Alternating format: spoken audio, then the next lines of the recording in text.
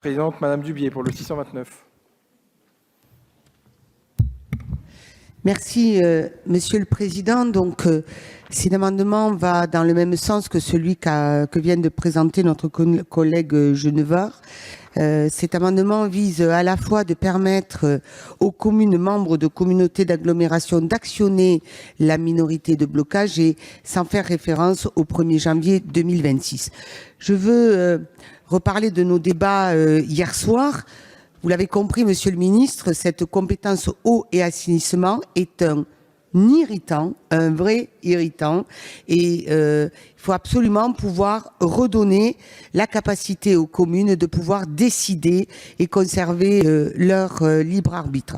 Et l'amendement que nous présentons, effectivement, concerne des communes qui sont dans une communauté d'agglomération et en zone de montagne, il y a effectivement des périmètres qui se sont élargis, qui sont très importants et qui font qu'aujourd'hui, des communes de montagne qui fonctionnaient avec des syndicats d'eau, qui étaient organisés en régie, se retrouvent aujourd'hui pris dans un étau et c'est surtout les contribuables qui vont être pénalisés puisque derrière, la gestion ne se fera plus localement, mais souvent au travers d'entreprises, de grosses entreprises. Voilà, merci. Merci Madame Dubié. Giraud, Monsieur le rapporteur. Quel est l'avis de la Commission sur l'ensemble de la discussion commune? Merci Monsieur le Président. Je ne reprendrai pas l'ensemble des arguments qui ont été développés hier soir, nuitamment et tôt ce matin. Il s'agit pour l'essentiel des amendements présentés aujourd'hui de remettre en cause les principes adoptés hier soir, qui sont ceux qui sont ceux de la pleine et entière compétence intercommunale sur la gestion de l'eau et de l'assainissement et de la possibilité de subdélégation pour maintenir les syndicats ou mécanismes communaux existants puisqu'ils fonctionnent bien. Défavorable sur l'ensemble de ces amendements. Merci Monsieur le rapporteur. Monsieur le ministre. Oui, merci Monsieur le Président. Mesdames, Messieurs les députés, je vous retrouve sur ce sujet après vous avoir abandonné vers 1h du matin sur le même sujet. Je ne recommencerai pas les 20 longues minutes de discussion, en tout cas de propos que j'ai pu avoir hier soir pour présenter les choses, d'explications, merci Mme Dallos, d'explications sur la disposition de la délégation dont j'ai quand même senti cette nuit que certains la découvraient en tant que telle. Donc je vais... Non, mais c'est pas du tout un reproche, c'est que c'est nouveau. Donc par définition, c'est normal que ça fasse l'objet d'une découverte. Je précise pour le rapporteur général que si cette disposition existe aujourd'hui, c'est parce que précisément l'année dernière en séance, vous étiez intervenu sur un autre texte sur ce sujet-là, et que d'ailleurs nous nous sommes inspirés d'un certain nombre de travaux de congrès des maires de différentes régions montagnardes pour avancer sur ce sujet. Et d'ailleurs, pour être précis, monsieur le rapporteur général, on serait vers une vraie délégation et non pas une subdélégation, c'est-à-dire que là, avec la base légale, on irait vers quelque chose de complètement souple. Madame la présidente Genevard, cette nuit, je ne recommence pas, mais j'ai eu l'occasion de réexpliquer ce qu'était la délégation en tant que telle. Si la loi est assez riche dans la manière de l'écrire, c'est parce que derrière, la délégation sera d'une souplesse inouïe. C'est-à-dire, en clair, une simple délibération du conseil communautaire permettra de déléguer tout ou partie de la compétence à qui elle le souhaite. À un syndicat, à une commune qui fait cela en régie, peu importe le mode de gestion de l'eau en tant que tel. On peut très bien déléguer uniquement la production ou uniquement la distribution, ou les deux. On peut déléguer le plan d'investissement qui va avec ou non. On peut déléguer la fixation du tarif de l'eau ou non. Bref, on est sur quelque chose qui est le plus souple possible. Je ne vous suis pas sur un argument technique quand vous dites, quoi qu'il arrive, on repasse par le conseil communautaire. C'est ce que j'indiquais au président Abad hier au soir. Vos amendements visent bien souvent à remettre en caractère optionnel les différentes compétences eau et assainissement.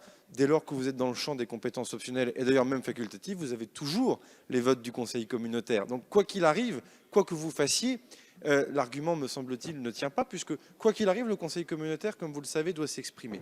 Donc, je ne reviendrai pas sur tout ce qui a été dit hier au soir, mais je note que à la proposition que le gouvernement fait sur la délégation, qui me semble-t-il un vrai instrument à venir de différenciation infracommunautaire, parce que dans des EPCI XXL, ça permettra d'avoir des solutions très différenciées, avec des groupes communes en syndicat, on garde le syndicat, des communes qui souhaiteront garder leur régie, elles gardent leur régie, des communes qui souhaiteront rendre cela ou laisser cela intercommunal, elles le pourront. Le problème des compétences optionnelles, telles que vous les défendez, c'est qu'au fond, elles sont déjà un peu du passé, puisque c'est tout ou rien, soit tout monte à l'interco, soit tout descend à l'intercommunalité. Et je pense que cette délégation est quelque chose de nouveau. D'ailleurs, je note que les travaux sénatoriaux souhaiteraient l'introduire pour d'autres compétences. C'est un des éléments, me semble-t-il, de correction de la loi NOTRe important.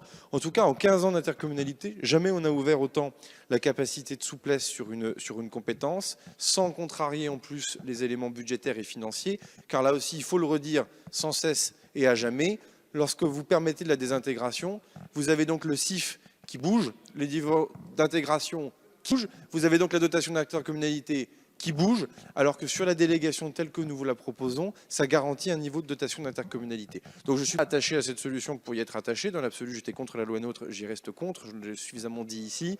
Néanmoins, la délégation...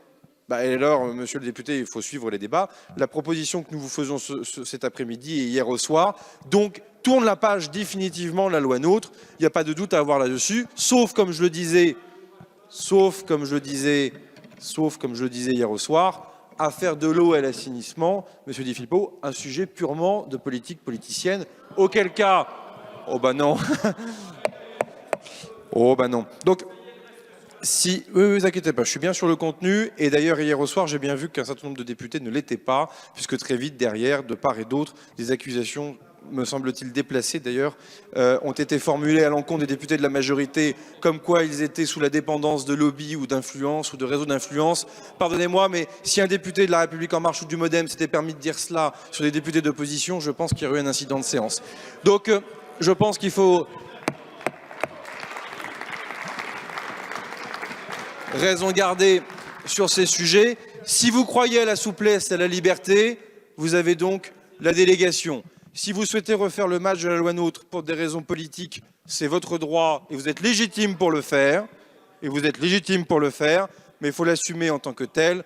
En tout cas, moi je pense qu'il faut continuer d'avancer sur le chemin de ce pragmatisme sur cette compétence. Tout à l'heure, monsieur Schellenberger, vous avez déposé, je crois, un amendement sur une autre compétence obligatoire, la compétence tourisme.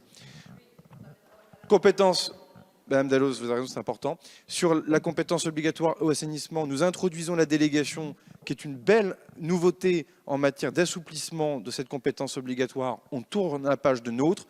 Sur le tourisme, vous proposez quelque chose, monsieur Schellenberger, que je me permettrai de sous-amender, juste pour qu'on garde le verrou du Conseil communautaire, mais je l'expliquerai tout à l'heure. Ça prouve bien que et le gouvernement et la majorité parlementaire ne sont pas hostiles à ces mesures d'assouplissement, du moment que justement on ne détricote pas tout et que l'on reste sur une position qui me semble raisonnable. Donc demande de retrait pour les amendements de la majorité tels qu'ils ont été déposés, monsieur le rapporteur général, et avis défavorable pour les autres amendements.